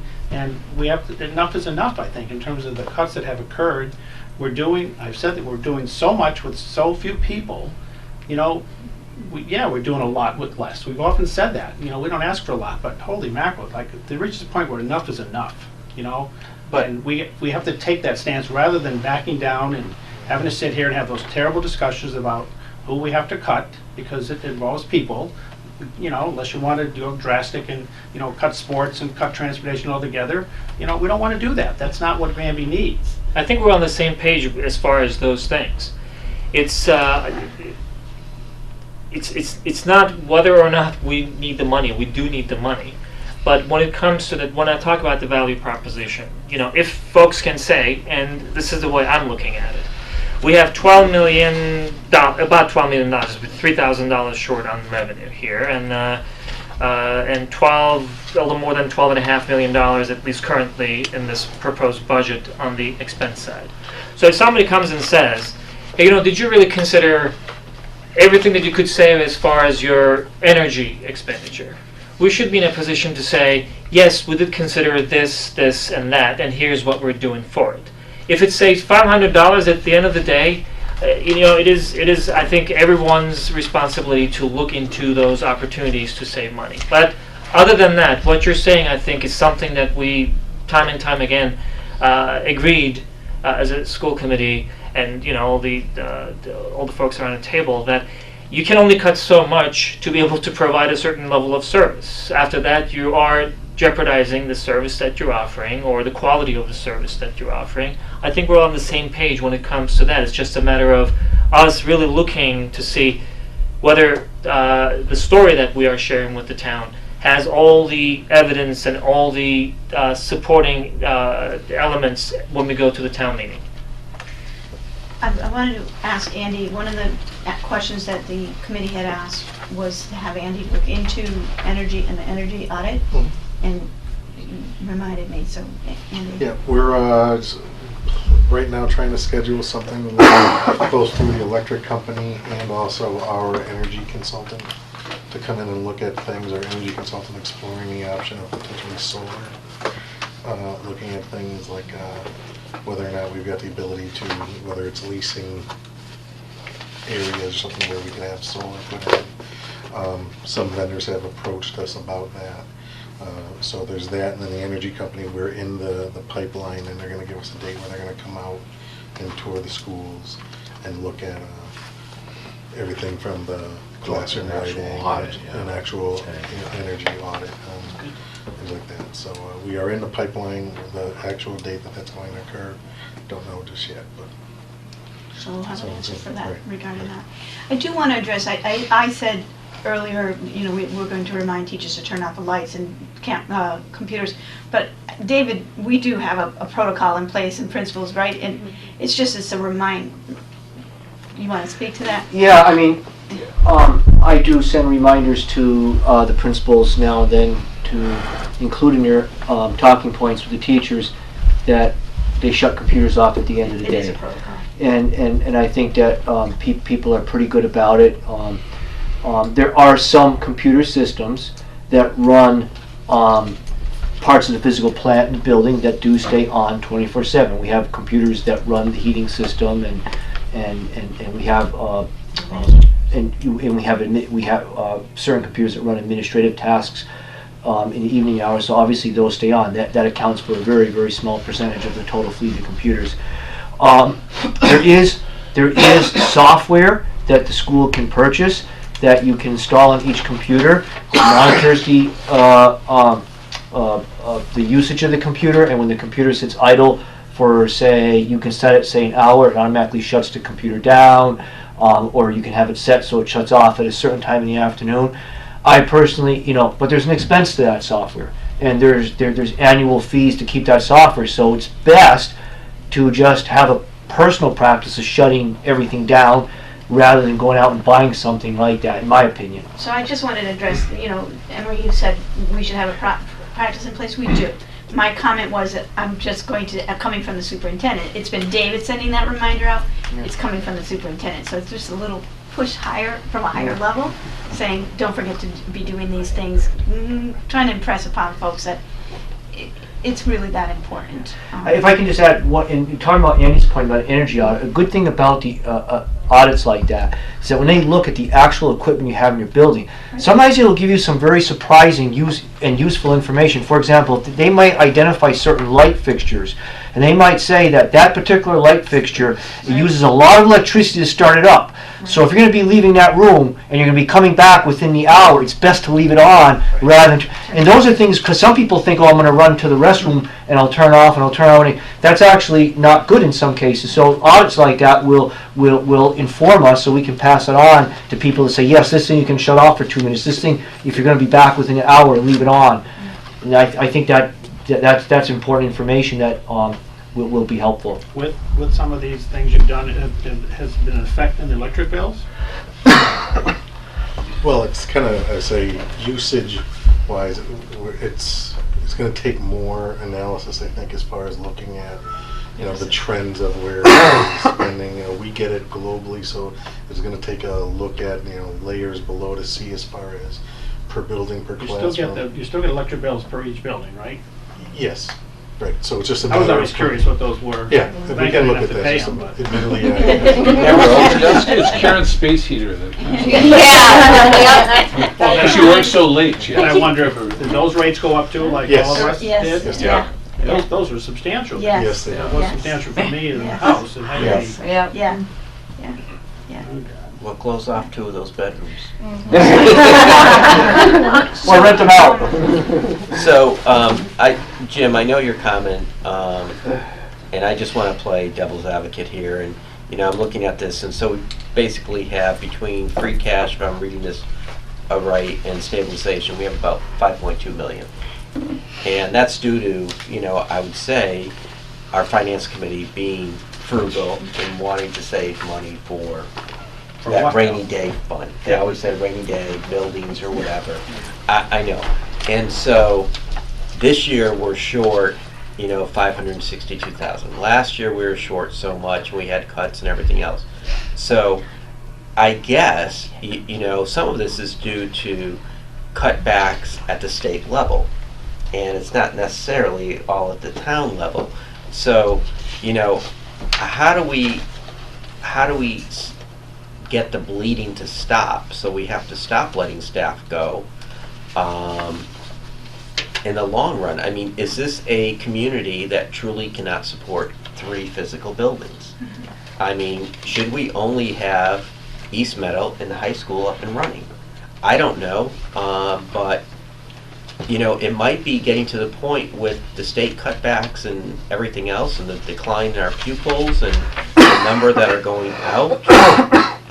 Maybe we have to take a harder look at, that type of cuts, and not necessarily eliminating 2.5 staff or 4 staff or anything else.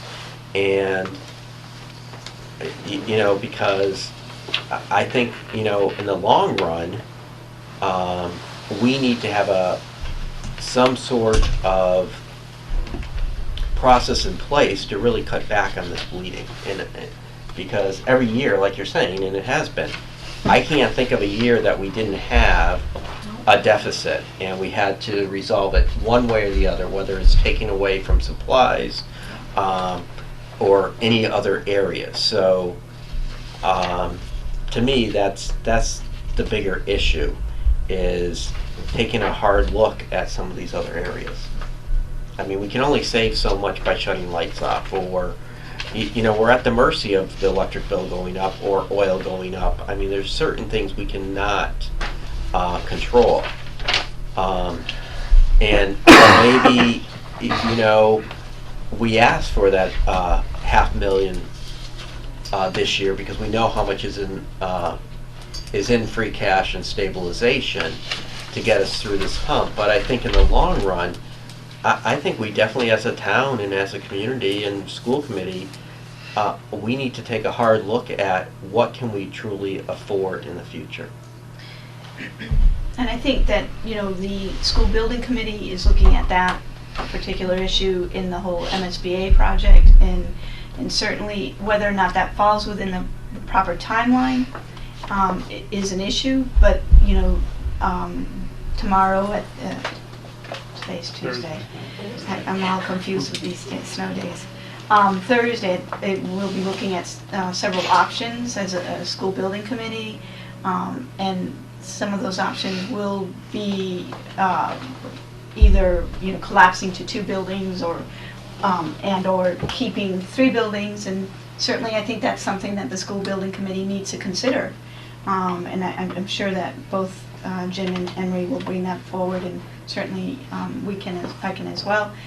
I think that part of that picture needs to, when we have a conversation with the school building committee, we need to talk about the fact that future savings, that not only should we look at the bottom line figure, but we need to look at potential savings in staff in the future for the town. And I would even, if you have a meeting Thursday night, and I'm sure a lot of people don't want to hear this or anything, but do we have to actually have West Street up and running in order to continue the building project forward? So do we have to man and staff and have that school running, or do we have to just have it maintained, meaning just heated? Because we keep band-aiding that back together. I mean, it's the pipes, it's everything else. We don't know what next year will bring for expenses, or even tomorrow.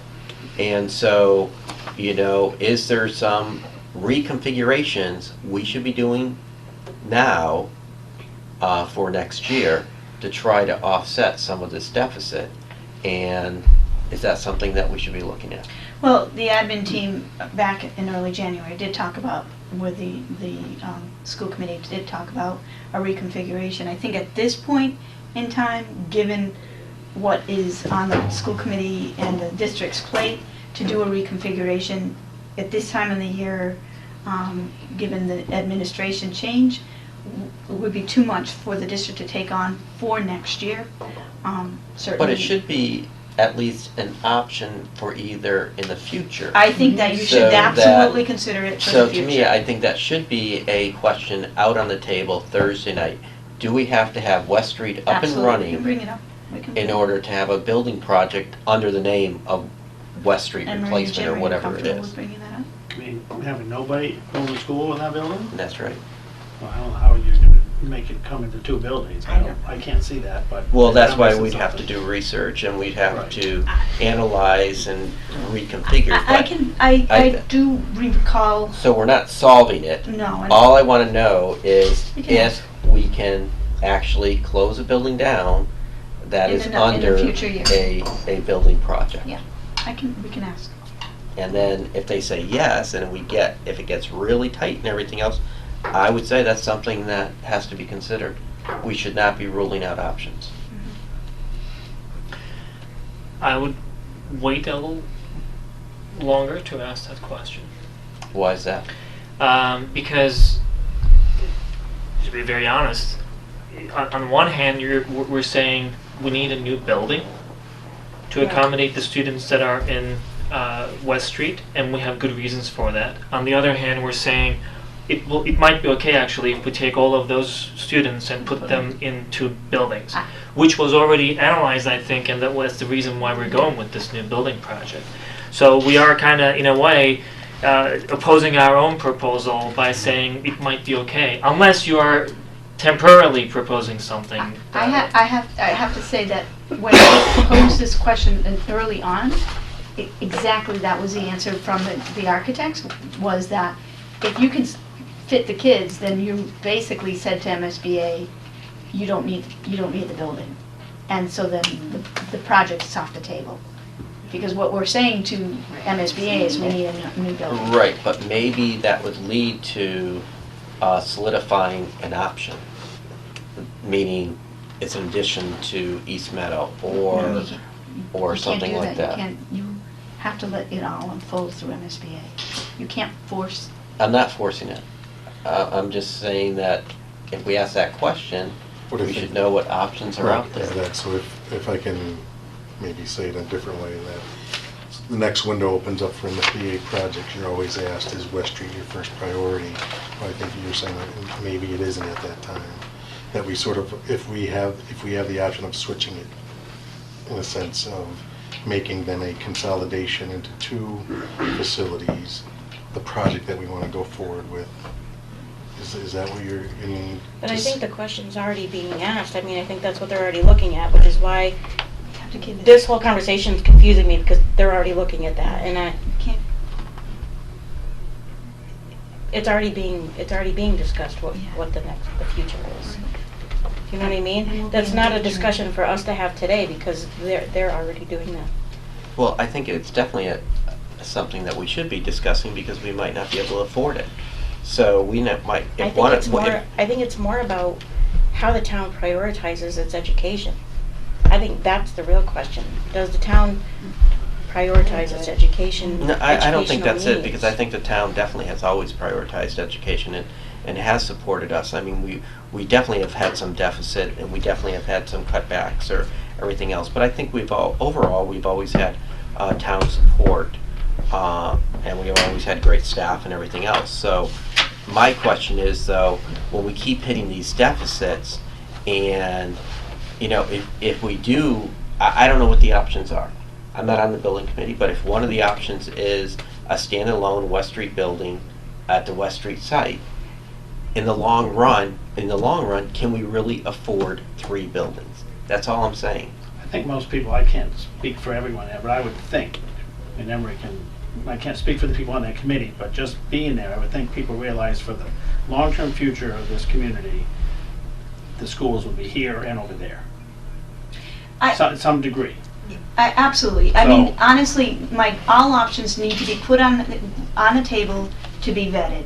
So right now, there are 7 options on the table. As I shared with you, 2 school committee. Oh, I'm sorry, you weren't there. I was not. Okay, so there are 7 options on the table that will be well vetted on Thursday, and hopefully, and they are pre-K through 3 at standalone at West Street. Just dealing with the updating and updating to code, updating the code, updating to code at West Street, and a pre-K to 6 at West Street, and then renovating and pre-K through 6 with East Meadow, a pre-K through 3 at East Meadow site, and a pre-K through 6 at the East Meadow site. Is that 7?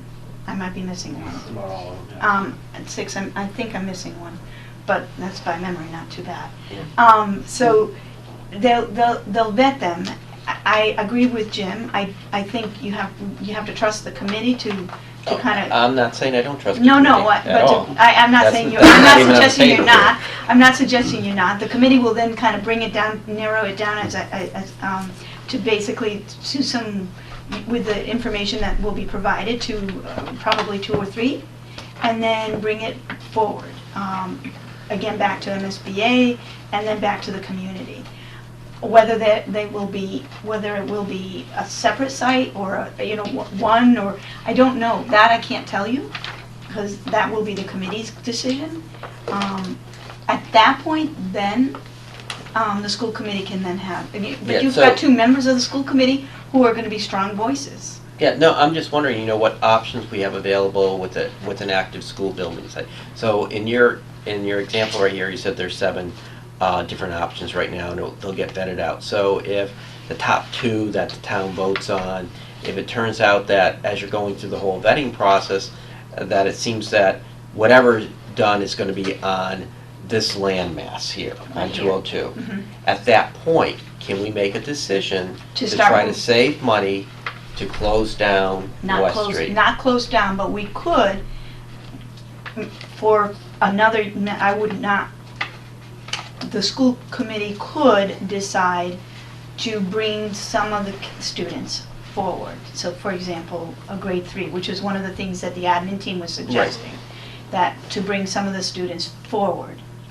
here, but not to close the school. Because if you were to close the school, then you would actually be saying, there is no use for that building, because you can actually fit all the kids in the current building. You'd But- still need it to have kids Right. enrolled there while stuff is going on. Right. Because all along, we're arguing that we need that site to keep the children there while we're building whatever it is we're building, whether it's a reno to East Meadow, whether it's a separate site. We're not saying we can move all the kids here while we're doing that building. We're saying we need West Street as a living place for our children. Could we bring some of the children over? Absolutely. Is that possible? Absolutely. Would I recommend that we do that for fiscal 16, given your superintendent is leaving and we don't know who is taking over and we're looking at the budget issues and all of that? Might not be the wisest thing at the moment, but certainly the school committee could decide to do that at some later time. I just think all options should be open. Absolutely, absolutely. And it's a fluid, this is, as I've been saying, this is a fluid budget proposal, and I do not anticipate that this budget is going to be solid until probably mid-April because of all these moving targets. Yeah, and that's how it usually is. Yeah. And again, just to reiterate and endorse your suggestion that all options should be on the table, absolutely. Absolutely. You know, it probably is part of, it should be part of a larger and more frequent series of conversations, but absolutely all options should be on the table. So, I know you have to go and you wanted to finish by 8 o'clock. I had put up here next steps. One of the things I wanted to say that I thought would be important, and then we can finish up. I think given some of the conversations that we've had, I'd like to, the next time, not for March 2nd, but the next time this group comes together as a budget workshop, given the increases in our budget, I'd like Andy and Dave to come together with a history of our sped costs, because I think that given the conversation that the school committee had this last time that we met and the conversations that we've been having today, I think it might help drive some of your conversations with the town, that that the increases that we've been seeing has been primarily in the area of instruction, staffing, but it has a lot, and tuition. And $150,000 this year, for example, and that I think it is worthwhile to look at historically. What have we been doing? What has been our impact historically across the past couple of years, so that we can say to the town, yes, we've grown, but historically we've had to increase special ed staffing, we've had to increase special ed tuition, and this is a population of need, and maybe even a comparison of state costs. And that, I think, is a worthwhile conversation. And then I think transportation is a conversation that this group needs to have. So I'd like to put that on the agenda for the next conversation. We'll do a summary of this conversation at our next public school committee meeting, and then maybe we can pick a date at that time, because Deanne and you will not be here. Well, you're here, but Deanne's not here, so to pick another date for a workshop meeting. Even right now? Workshop. No, at March 2nd at our school committee meeting. Okay. So, given that this is February 10th, is there any opportunity for us? School vacation's next week. Right. And I know I don't have a whole lot of flexibility the week after vacation. And then March 2nd is the following week, that's why I was figuring. But we could certainly look at, but Dan's not here. Okay, so You know what we can do is we can send out some dates. Exactly. So we might How's want that? to Yeah. meet between Okay. now and March 2nd, because it's about 3 I weeks' don't time. think that would be possible, because next week's school vacation, and folks won't be available, and the following week is the last week of February. But I certainly will Okay. see. I'll We'll just- see what we have. Okay. Sounds good. okay, so we're all set with the workshop. Okay, thank you all. Thank you. Thank you very much. Andy.